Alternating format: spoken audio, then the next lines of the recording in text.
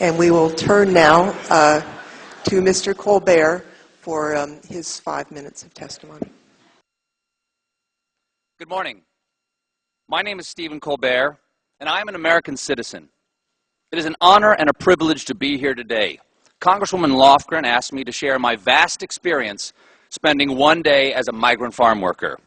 I am happy to use my celebrity to draw attention to this important, complicated issue, and I certainly hope that my star power can bump this hearing all the way up to C-SPAN 1. As we've heard this morning, America's farms are presently far too dependent on immigrant labor to pick our fruits and vegetables. Now, the obvious answer is for all of us to stop eating fruits and vegetables. And if you look at the recent obesity statistics, you'll see that many Americans have already started. Unfortunately, my gastroenterologist, Dr. Eichler, has informed me in no uncertain terms that they are a necessary source of roughage. As evidence, I would like to submit a video of my colonoscopy into the congressional record. Now, we all know there is a long tradition of great nations importing foreign workers to do their farm work. After all, it was the ancient Israelites who built the first food pyramids.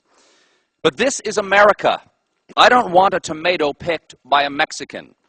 I want it picked by an American, then sliced by a Guatemalan, and served by a Venezuelan in a spa where a Chilean gives me a Brazilian. Because my great-grandfather did not travel across 4,000 miles of the Atlantic Ocean to see this country overrun by immigrants. He did it because he killed a man back in Ireland. That's the rumor. I don't know if that's true. I'd like to have that stricken from the record. So we do not want immigrants doing this labor. And I agree with Congressman King, we must secure our borders. Of course, I'm sure Arturo Rodriguez is saying, who then would pick our crop, Stephen? First of all, Arturo, don't interrupt me when I'm talking. That's rude. Second, I reject this idea that farm work is among the semi-mythical jobs that Americans won't do. Really? No Americans. I did. As part of my ongoing series, Stephen Colbert's Fallback Position, where I try other jobs and realize that mine is way better. I participated in the UFW's Take Our Jobs campaign, one of only 16 people in America to take up the challenge. Though that number may increase in the near future, as I understand, many Democrats may be looking for work come November. Now, I'll admit, I started my workday with preconceived notions of migrant labor.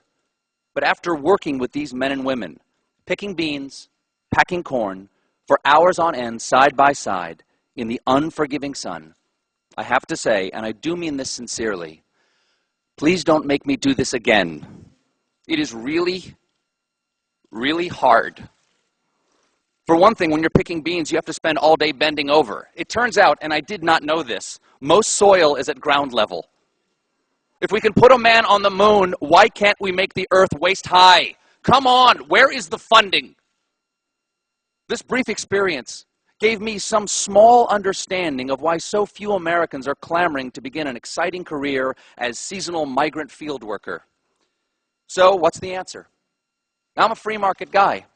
Normally, I would leave this to the invisible hand of the market, but the invisible hand of the market has already moved over 84,000 acres of production and over 22,000 farm jobs to Mexico, and shut down over 1 million acres of U.S. farmland due to lack of available labor, because apparently even the invisible hand doesn't want to pick beans. Now, I'm not a fan of the government doing anything, but I've got to ask, why isn't the government doing anything? Maybe this ag jobs bill would help. I don't know. Like most members of Congress, I haven't read it. But maybe we could offer more visas to the immigrants who, let's face it, will probably be doing these jobs anyway. And this improved legal status might allow immigrants recourse if they're abused. And it just stands to reason to me that if your coworker can't be exploited, then you're less likely to be exploited yourself. And that itself might improve pay and working conditions on these farms, and eventually Americans may consider taking these jobs again. Or maybe that's crazy. Maybe the easier answer is just to have scientists develop vegetables that pick themselves. The genetic engineers over at Fruit of the Loom have made great strides in human fruit hybrids. The point is we have to do something because I am not going back out there. At this point, I break into a cold sweat at the side of a salad bar. I thank you for your time. Again, it is an honor, a privilege, and a responsibility to be here. I trust that following my testimony, both sides will work together on this issue in the best interest of the American people, as you always do. I'm now prepared to take your questions and/or pose for pictures with your grandchildren.